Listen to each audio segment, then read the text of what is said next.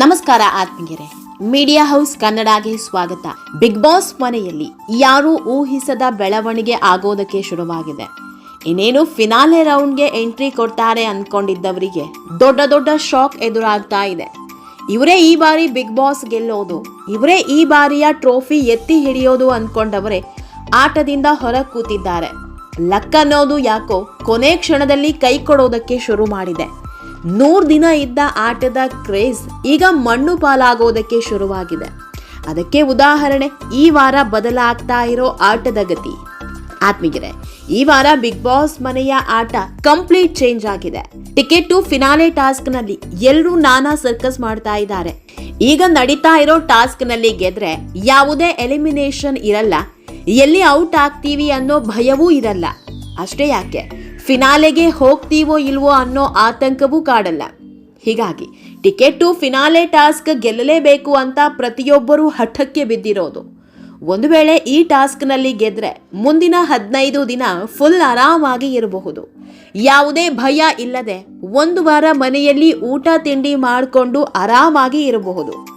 ಇಂಥ ಚಾನ್ಸ್ ಸಿಗೋದು ಒಬ್ಬ ಸ್ಪರ್ಧಿಗೆ ಮಾತ್ರ. ಹೀಗಾಗಿ ಬಿಗ್ ಬಾಸ್ ಮನೆಯಲ್ಲಿ ಇಷ್ಟು ದಿನ ನಡೆದ ಟಾಸ್ಕ್ಗಿಂತ ಈಗ ನಡೀತಾ ಇರೋ ಟಾಸ್ಕ್ ಸಿಕ್ಕಾಪಟ್ಟೆ ಹೀಟ್ ಆಗ್ತಾ ಇದೆ. ಎಲ್ಲರೂ ಫಿನಾಲೆ ಟಿಕೆಟ್ ತಗೋಬೇಕು ಅನ್ನೋ ಕನ್ಸಲ್ಲಿದ್ರೆ ರಕ್ಷಿತಾಗೆ ಮಾತ್ರ ದೊಡ್ಡ ಅನ್ಯಾಯ ಆಗಿದೆ.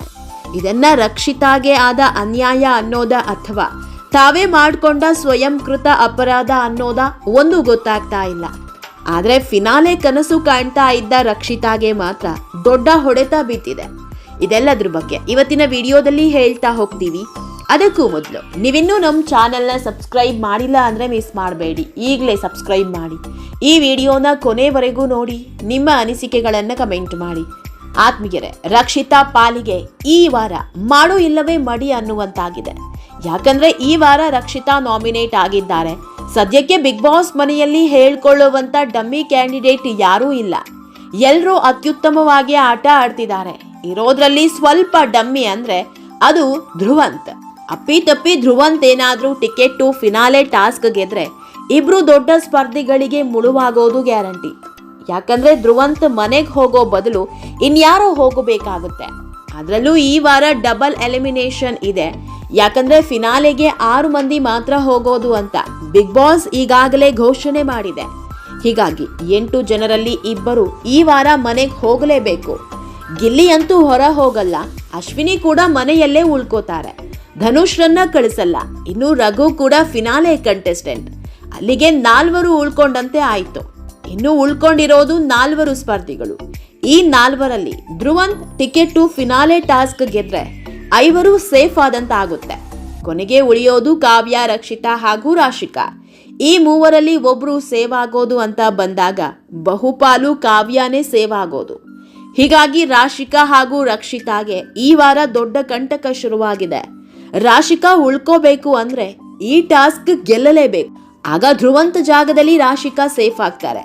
ರಕ್ಷಿತಾ ಜೊತೆ ಡೇಂಜರ್ ಝೋನ್ ಅಲ್ಲಿ ಧ್ರುವಂತ್ ಬಂದು ನಿಲ್ತಾರೆ. ಇದೇ ಕಾರಣಕ್ಕೆ ರಕ್ಷಿತಾ ತುಂಬಾ ಆತಂಕಕ್ಕೀಡಾಗಿರೋದು. ಈ ವಾರ ಬೇರೆ ಇಡೀ ಮನೆ ನಾಮಿನೇಟ್ ಆಗಿದೆ. ಹೀಗಾಗಿ ರಕ್ಷಿತಾ ಉಳ್ಕೊಳ್ಳೋದು ಕಷ್ಟ ಇದೆ. ಪ್ರಾಕ್ಟಿಕಲ್ ಆಗಿ ಥಿಂಕ್ ಮಾಡಿದಾಗ ಇಷ್ಟೆಲ್ಲ ಅಡೆತಡೆಗಳು ಕಣ್ಣಿಗೆ ಕಾಣ್ತಾ ಇದೆ. ಆತ್ಮೀಯರೇ, ಇದನ್ನ ಕೋ ಇನ್ಸಿಡೆಂಟ್ ಅನ್ನಬೇಕಾ ಅಥವಾ ಇದು ಬೇರೆಯದ್ದೇ ಸೂಚನೆ ಅನ್ನಬೇಕಾ ಒಂದೂ ಗೊತ್ತಾಗ್ತಾ ಇಲ್ಲ. ಯಾಕಂದ್ರೆ ಬಿಗ್ ಬಾಸ್ ಶುರುವಾದ ಮೊದಲ 4-5 ವಾರ ರಕ್ಷಿತಾಗೆ ಇದ್ದ ಕ್ರೇಜೆ ಬೇರೆ ಲೆವೆಲ್ ಬಿಡಿ. ರಕ್ಷಿತಾ ಈ ಬಾರಿಯ ಬಿಗ್ ಬಾಸ್ ಗೆಲ್ಲೋದು ಅಂತ ಇಡೀ ಕರ್ನಾಟಕದಾದ್ಯಂತ ಸುದ್ದಿ ಆಗ್ತಾ ಇತ್ತು. ರಕ್ಷಿತಾ ಬಗ್ಗೆ ಪ್ರತಿನಿತ್ಯ ಸುದ್ದಿ ಆಗ್ತಾ ಇತ್ತು. ಡೈಲಿ ಬರೋ ಪ್ರೋಮೋದಲ್ಲಿ ರಕ್ಷಿತಾ ವಿಷಯವೇ ಇರ್ತಾ ಇತ್ತು. ಅಷ್ಟರ ಮಟ್ಟಿಗೆ ರಕ್ಷಿತಾಗೆ ಹೈಪ್ ಸಿಗ್ತಾ ಇತ್ತು. ಇನ್ನು ಗಿಲ್ಲಿ ವಿಷಯದಲ್ಲಿ ಹೇಳೋದೇ ಬೇಡ. ಈಗಲೂ ಬಿಗ್ ಬಾಸ್ ವಿನ್ನರ್ ಯಾರು ಅಂದ್ರೆ ಬಹುತೇಕರು ಗಿಲ್ಲಿ ಅಂತಾರೆ.